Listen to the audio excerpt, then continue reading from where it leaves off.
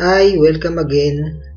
Nandito po tayo sa video tutorial number 3. So, sa video number 3 po ito, ang gagawin naman po natin ay itong opt-in form sa may kanan ng ating vlog.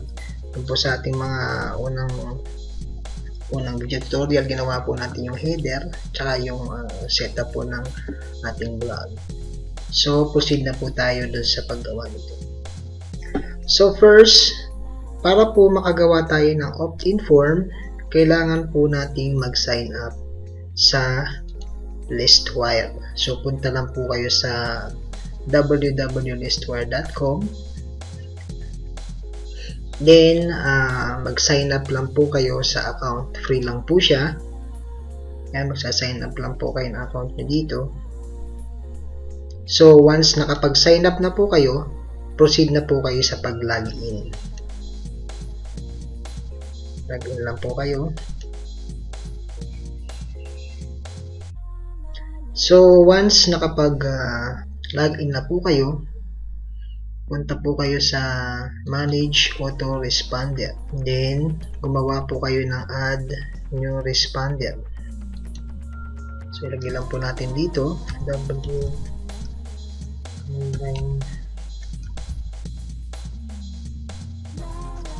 sa description po. Okay, naroon natin na OFW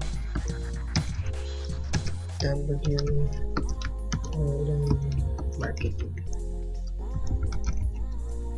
Then create your new autoresponder.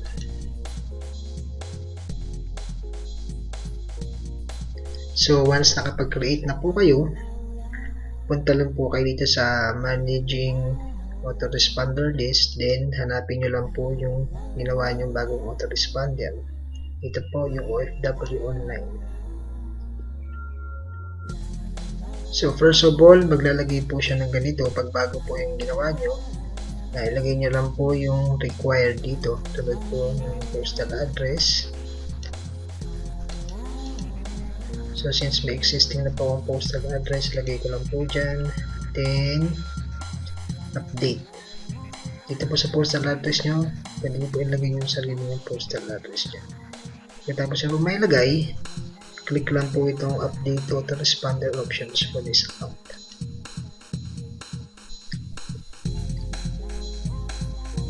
So, once meron na po kayo nyan, okay na po yung information, punta naman po tayo dito sa My Prospects tab, then Subscription Form. Then, click here to add a new web form.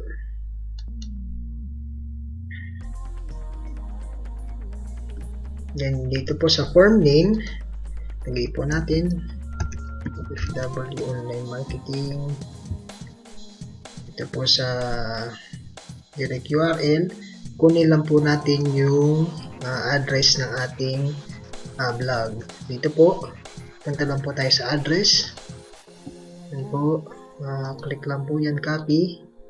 Then, balik po tayo dito. Delete po natin to. Then, paste po natin yung URL ng blog natin. Tapos po nyan, next page. So, gagawin na po natin yung form dito sa next page na to, dito sa may content.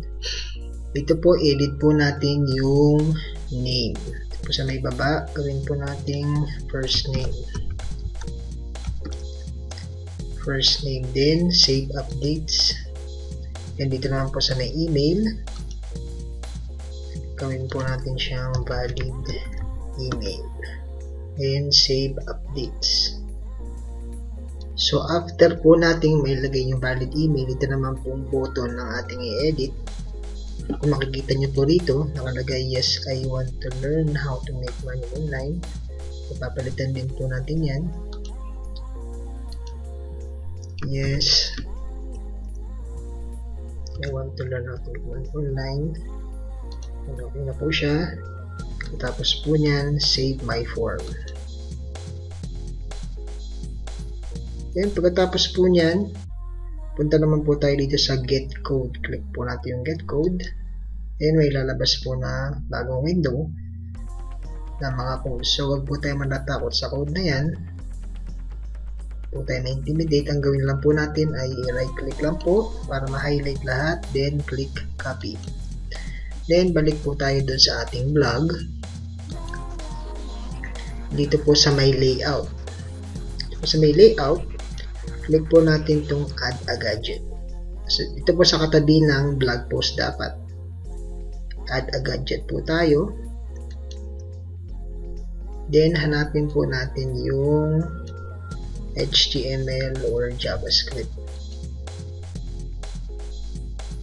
Then, dito po sa may content, right click lang po tayo, then paste. Then, click save.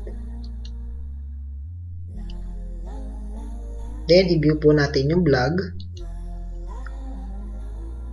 So, kung mapapansin nyo po, yung form lang ang nailagay. Kumpara po dito, mapapansin nyo po, wala po itong part na ito. So, sa next video po, ituturo ko po kung paano gagawin itong image na ito. So, see you in video number 4.